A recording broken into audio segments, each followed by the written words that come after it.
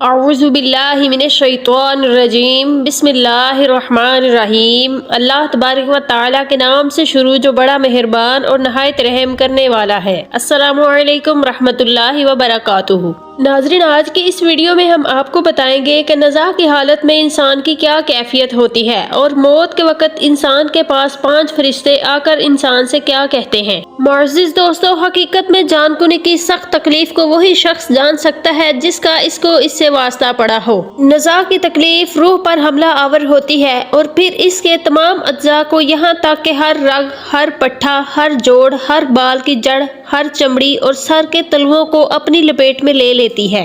جان کنی کی تکلیف کو بیان نہیں کیا جا سکتا، یہاں تک کہ لوگوں نے کہا کہ موت کی تکلیف تلوار کی ضرب، آری اور کینچی کی کاٹ سے بھی سخت ہوتی ہے، کیونکہ آری یا تلوار کی ضرب سے جو تکلیف ہوتی ہے وہ جسم اور روح کے باہمی تعلق کی وجہ سے ہوتی ہے۔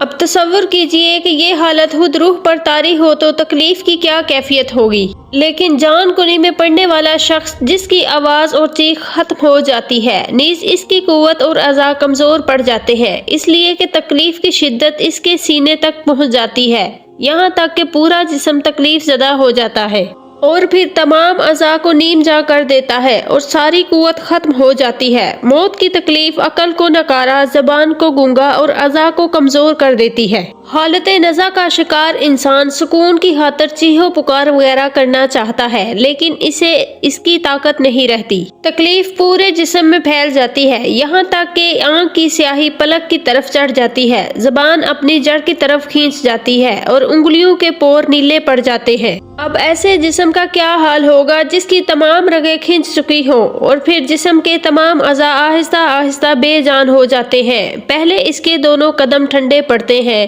پھر دونوں پنڈلیاں، پھر دونوں ران اور ہر عضو پر سختی اور تکلیف پر تکلیف طاری ہوتی ہے اور روح نرخرے تک پہنچ جاتی ہے۔ اب اس کی نگاہ دنیا و ما فیہا سے کٹ جاتی ہے، اس پر توبہ کا دروازہ بند ہو جاتا ہے اور ندامت و حسرت اسے گھیر لیتی ہے۔ اللہ تبارک و تعالیٰ قرآن مجید فرقان حمید میں ارشاد فرماتا ہے، کل نفس ذائقۃ الموت، یعنی ہر ذی روح نے موت کا ذائقہ چکھنا ہے۔ انا للہ و انا الیہ راجعون۔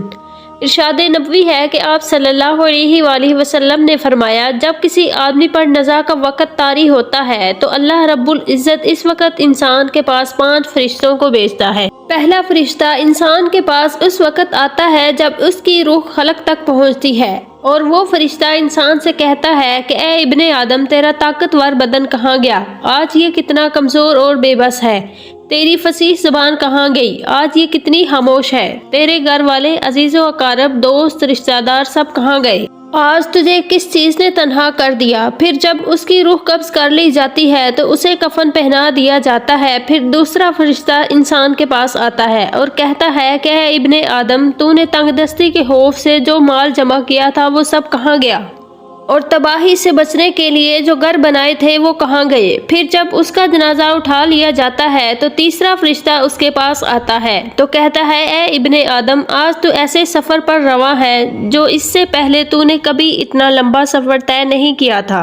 آج تو ایسی قوم سے ملے گا جس سے پہلے تو کبھی نہیں ملا تھا۔ آج تجھے ایسے تنگ مکان میں داخل کیا جائے گا کہ آج سے پہلے تو کبھی ایسے تنگ مکان میں داخل نہیں ہوا ہوگا۔ اگر تو اللہ کو خوش کرنے میں کامیاب ہو گیا تو تیری خوش بختی ہے، اگر اللہ تجھ سے ناراض ہو گیا تو یہ تیری بدبختی ہے۔ پھر جب انسان کو قبر میں اتارا جاتا ہے تو چوتھا فرشتہ اس کے پاس آتا ہے اور کہتا ہے، اے ابن آدم، کل تک تو زمین کی پیٹھ پر سینہ تان کر چلتا تھا اور آج تو زمین کے اندر بے بس لیٹا ہوا ہے۔ کل تک تو زمین کی پیٹھ پر بیٹھ کر کہکے لگاتا تھا، آج تو اسی زمین کے اندر رو رہا ہے۔ کل تک تو زمین پر گناہ کیا کرتا تھا، آج تو اس کے اندر نادم و شرمندہ ہے۔ پھر جب قبر پر مٹی ڈال دی جاتی ہے تو اس کے اہل و عیال، دوست، عزیز و اقارب سب کے سب چھوڑ کر چلے جاتے ہیں تو 5واں فرشتہ اس کے پاس آتا ہے اور اسے کہتا ہے کہ اے ابن آدم، لوگ تمہیں دفن کر کے چلے گئے، اگر وہ تیرے پاس بھی ٹھہرتے تو تجھے کوئی فائدہ نہ پہنچا سکتے۔ تو نے مال جمع کیا اور اسے غیروں کے لیے چھوڑ دیا۔ آج یا تو تجھے جنت کے اعلیٰ باغات کی طرف پھیرا جائے گا یا بھڑکتی ہوئی آگ میں داخل کر دیا جائے گا۔ آخر میں اللہ رب العزت سے دعا ہے کہ وہ ہمیں آخرت کی تیاری کرنے کی توفیق عطا فرمائے اور ہمارے صغیرہ کبیرہ گناہوں کو معاف فرمائے اور ہماری قبر کی منزلیں آسان فرمائے، آمین۔ اور ہمیں اس دنیا فانی میں غرق ہونے سے بچائے، ہمارا ایمان ہمیشہ سلامت رکھے اور ہمارا خاتمہ بالایمان کرے، آمین ثم آمین۔ ہمارے چینل کو سبسکرائب کر دیں، شکریہ۔